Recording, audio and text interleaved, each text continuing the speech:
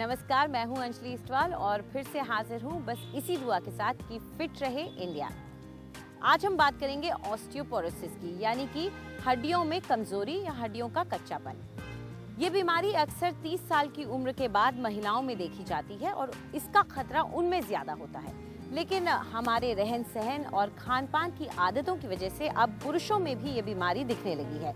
तो आइए जानते हैं कि आखिर क्या होता है ऑस्टियोपोरोसिस।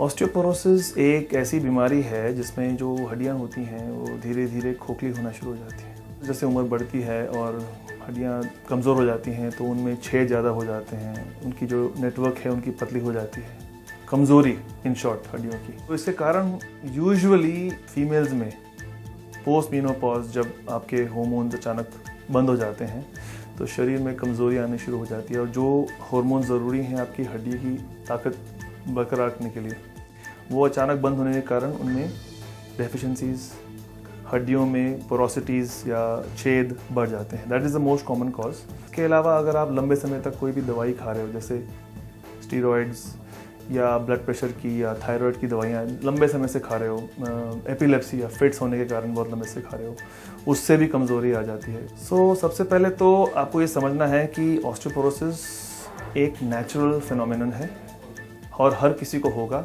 जैसे उम्र बढ़ेगी उसको ऐसी स्थिति तक पहुंचने से रोक सकते हो जिसमें आपकी हड्डियां इतनी कमज़ोर हो जाएं कि हल्का सा गिरने पे आप हड्डी तोड़ दें। और इन अ वे आप कह सकते हैं कि आप उसको उसकी सीवियरिटी को कम कर सकते हो। एक तो good diet, second regular exercise, और अगर आप बाय चांस कोई दवाई लंबे समय से लेना पड़ रहा है, आपको स्टीरॉइड्स हो गए या कोई बीमारी आपको लंबे समय से है जिसकी वजह से आपको लंबे समय दवाई लेनी है, तो उसका कंट्रोल लें और साथ साथ में आप सप्लीमेंटेशन लें, कैल्शियम का भी, विटामिन डी का भी।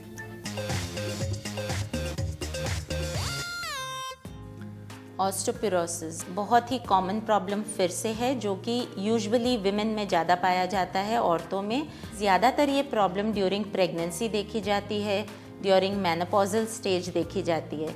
इसको पूरा करने के लिए मखाने बहुत अच्छा सोर्स ऑफ कैल्शियम है, sesame seeds, chia seeds, sunflower seeds, ये सब बहुत अच्छा सोर्स ऑफ कैल्शियम है। पनीर खाइए, डेयरी प्रोडक्ट्स यूज़ करिए। रागी एक बहुत अच्छा ग्रेन है जिसे आप 100% कैल्शियम निकाल के उसको यूज़ कर सकते हैं।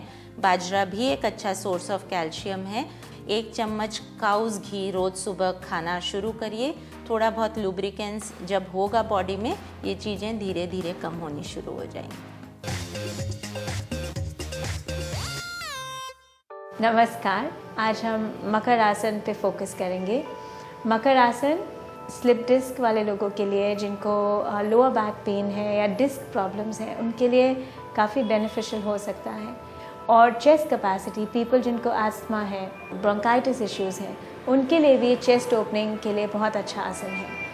जिनको नेक इश्यूज़ हैं, डिस्क इश्यूज़ हैं जो नेक के, उसको ज़्यादा अटेम्प्ट ना करें। और ये आसन किस तरीके से करना है अब हम देखेंगे। आप सबसे पहले अपने स्टमक के ऊपर लेटेंगे।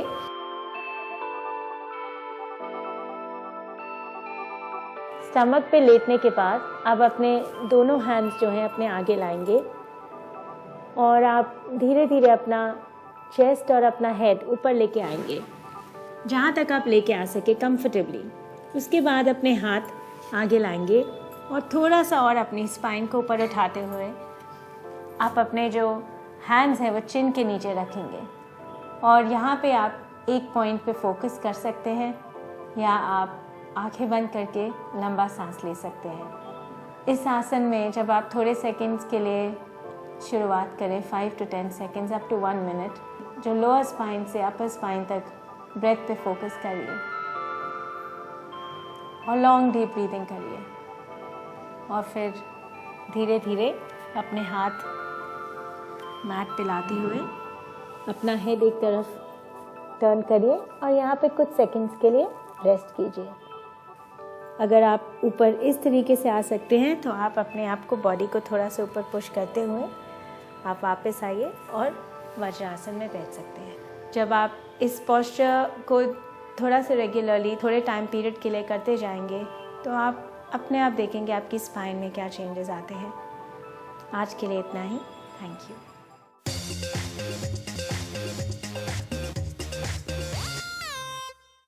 नमस्कार, आज हम ऐसी समस्या के बारे में बात कर रहे हैं जिसका हल बहुत ही आसानी से आपको घर में मिल सकता है, और वो है dark knuckles, dark elbows and dark knees की, यानी कि वो एरियाज़ जिसको मैं बोलूँगी निगलेक्टेड एरियाज़ हैं। इसके लिए 3 बेसिक इंग्रेडिएंट्स आपको चाहिए होंगे: बादाम का तेल, नींबू और चीनी। ये तीनों इंग्रेडिएंट्स जो हैं ये हाथों में सॉफ्टनेस भी लाएगी और एक डी टैनिंग इफेक्ट भी होगा। तो आइए हम आपको दिखाते हैं कि डार्क नकल्स जो है वो चुटकी भर में कैसे हम गायब कर सकते हैं। ये आप देख रहे हैं कि जो नकल्स हैं वो बिल्कुल काले पड़ गए हैं, हाथ जो है एजिड लग रहे हैं, इसमें डलनेस है। इसमें हम हल्का हल्का बादाम का तेल मालिश करेंगे। इसको आप लगा के छोड़ें। बादाम का तेल जो है उससे एक लाइटनिंग इफेक्ट आता है स्किन में, पोषण भी देता है और इसमें एंटी एजिंग क्वालिटीज़ भी होती हैं। विटामिन ई जो बादाम के तेल में पाया जाता है वो त्वचा के लिए बहुत ही अच्छा होता है, बहुत पोषण देता है। अब आप लेंगे कटा हुआ नींबू के हाफ्स, इसको आपको चीनी में डिप करना है ऐसे, और हल्का रस निचोड़ते हुए आप चीनी को गीला कर दें और ये ग्रैन्यूल्स हल्का हल्का आप स्किन में स्क्रब करेंगे। जब तक ये सारे ग्रैन्यूल्स बिल्कुल डिज़ोल्व ना हो जाएं तब तक आप स्क्रबिंग बंद नहीं करेंगे। ये मेरी गारंटी है कि अगर ये नुस्खा आप रोज़ 3 दिन करेंगे तो आपके हाथों पे टैन, कालापन और डिहाइड्रेटेड इफ़ेक्ट्स सारे गायब हो जाएंगे। ये करके आप इसको छोड़ दीजिए कम से कम 5 से 10 मिनट, जब तक ये सारा जूस स्किन में ना सैचुरेट हो जाए, और उसके बाद आप इनको पानी से धो डालें। पानी से धो के आप देखेंगे कि ना सिर्फ आपके हाथ सॉफ्ट भी हो गए हैं लेकिन टैन और कालापन कम हो जाएगा।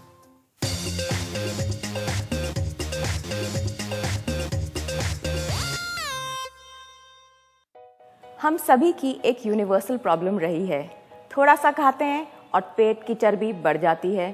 तो उसका हम क्या करें? उसके लिए हमें एक्सरसाइज करनी पड़ती है जो हमें अच्छी नहीं लगती, लेकिन अपने दिनचर्या में से केवल 5 मिनट निकाल के आप इस प्रॉब्लम का हल निकाल सकते हैं। इसीलिए मैं आपके लिए लाई हूँ कुछ बहुत ही सिंपल और इजी मूवमेंट्स जो आप कहीं पे भी कर सकते हैं। बस आपको एक मैट की ज़रूरत है और 5 मिनट का वक्त। चलिए पहली एक्सरसाइज मैं आपको समझाती हूँ। इसके लिए हमें अपने बैक पे लेटना है और हम लेग रेजेस करेंगे। इसे करने का एक तरीका है और मैं आपको समझाऊंगी।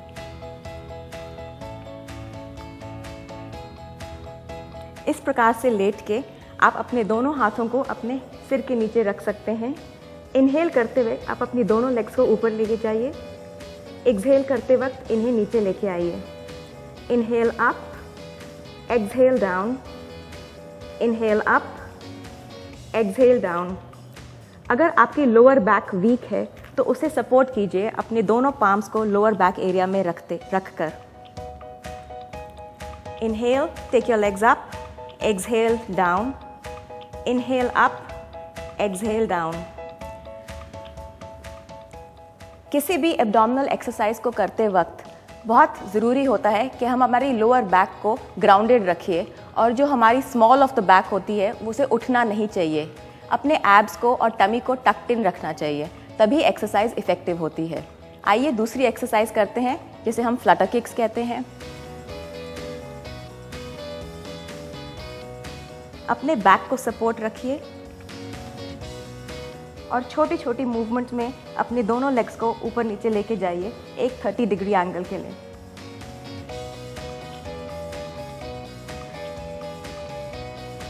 आप अपना हेड थोड़ा सा उठा सकते हैं और अपने टोज की तरफ देख सकते हैं। अगर आपके नेक या शोल्डर में कोई इश्यू है तो उसे वापस नीचे रखिए। ये दोनों एक्सरसाइजेस हमें सिर्फ 30 सेकंड्स के लिए ही करनी है। हमारी नेक्स्ट एक्सरसाइज भी हमारे एब्डोमेन्स को ही टारगेट कर रही है। इसमें आप अपने दोनों फीट को फ्लैट रखिए और वापस लेट जाइए। हमें अपने टॉर्सो को ट्विस्ट करते हुए अपने हील्स को टच करना है। इसमें आप अपने ऑब्लिक्स और अपने लैटरल मसल्स को यूज़ कर रहे हैं।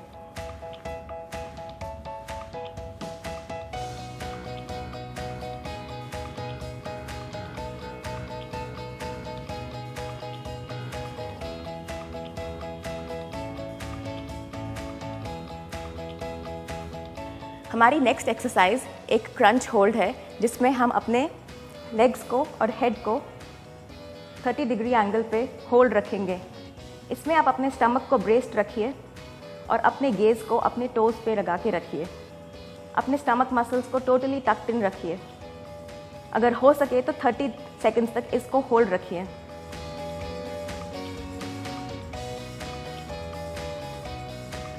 ब्रीदिंग को आप नॉर्मल रखिए।